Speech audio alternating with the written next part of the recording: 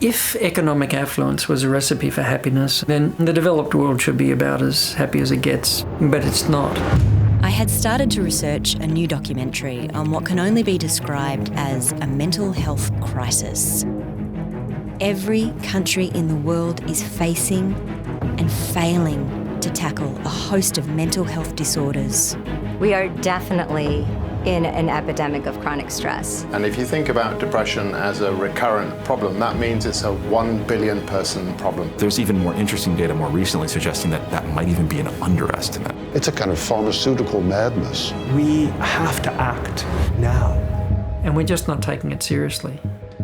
When I looked for a widely accepted, evidence-based recommendation for our mental health, the brain's equivalent of a 30-minute jog around the block, there was nothing.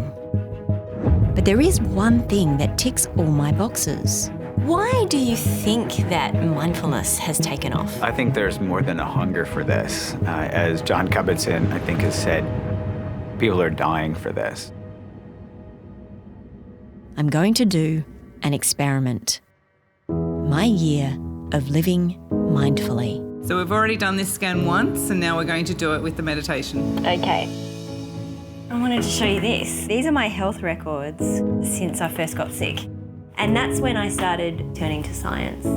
And my study was one of the first to look at whether you could use MBCT to treat active depression. There's a lot of interest in helping people develop their own natural capacities to heal.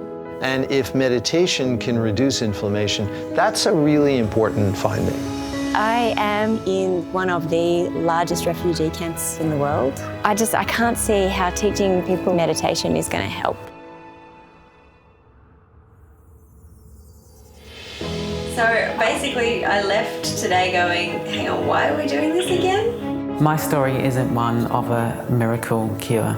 I'm interested in learning to live with my life, whatever arrives in any day.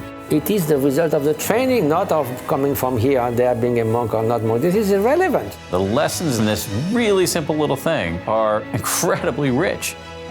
And that's where the liberation comes in. That's where the insight arises. Now, out of the 17,300 or so genes that we looked at, there was something which came up.